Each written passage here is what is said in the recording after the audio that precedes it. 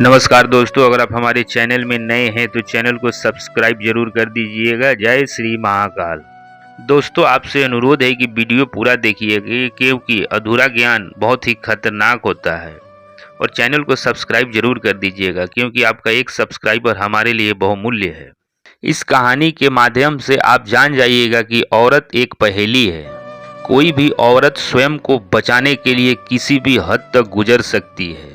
एक समय की बात है दोस्तों, सीताराम पंडित से नरेश राम नाई अनुमति लेता है बाजार से कुछ सामान खरीदने का। और जब वह बाजार से सामान लेकर लौट रहा था तो उसने देखा कि एक स्त्री हाथ में तलवार लिए एक व्यक्ति का पीछा कर रही है। ये देख करके वह नाई समझ गया कि इसका जवाब पंडित जी नहीं दे पाएंगे।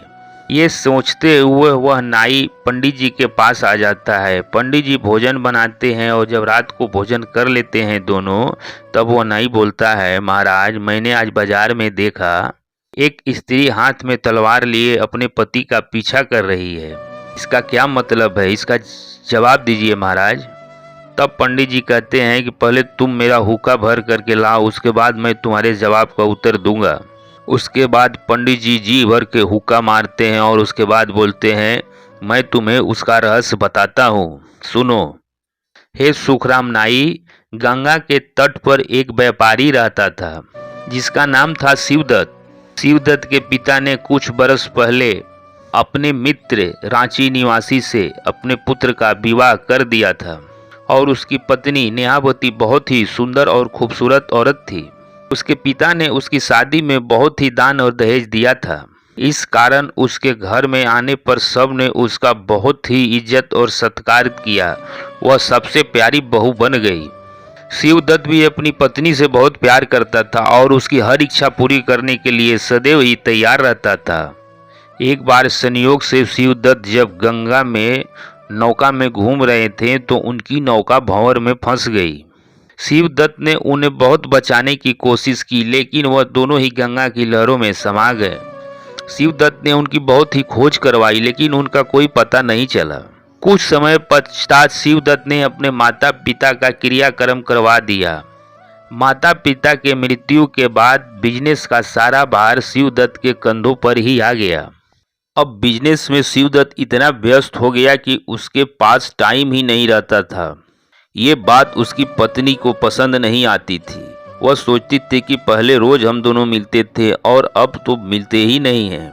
हालत ऐसी हो गई थी कि 3-3 महीने के बाद जब शिवदत्त अपने घर आता, मात्र कुछ ही समय अपने घर पे रह पाता और व्यापार के सिलसिले में उसे फिर यात्रा पर निकलना पड़ता था।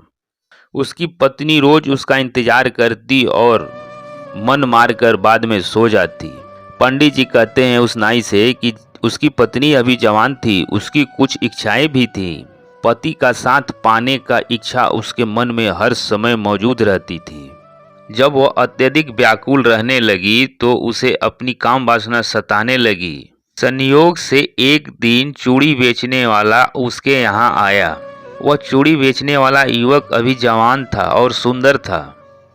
वह सेठ के घर आकर आवाज लगाने लगा तो उसकी पत्नी आई और उसने चूड़ियाँ देखने लगी।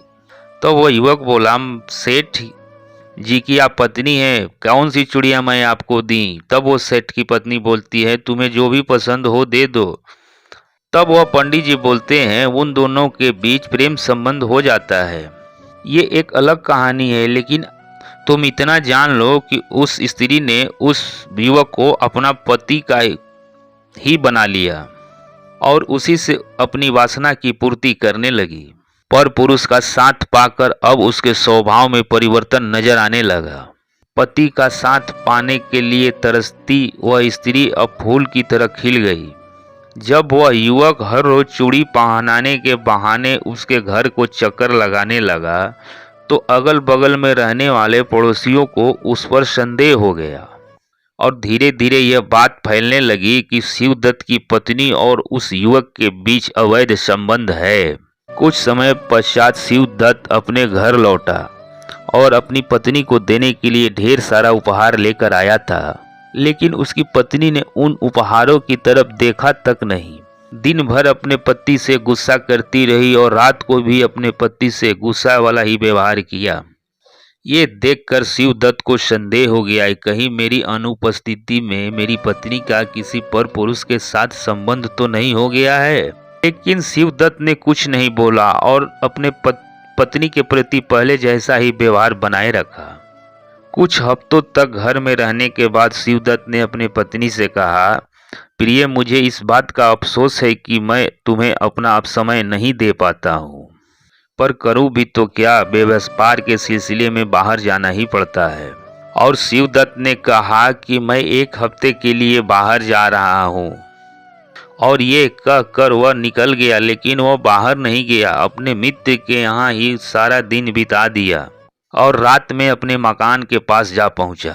वहां पर एक पेड़ था। पेड़ पे चढ़कर शिवदत्त मकान के ऊपर पहुंच गया और चुपके से अपने कमरे के पास पहुंच गया और खिड़की से झांककर जब उसने अंदर देखा, उसने जो देखा उसे देखकर उसके होश ही उड़ गए।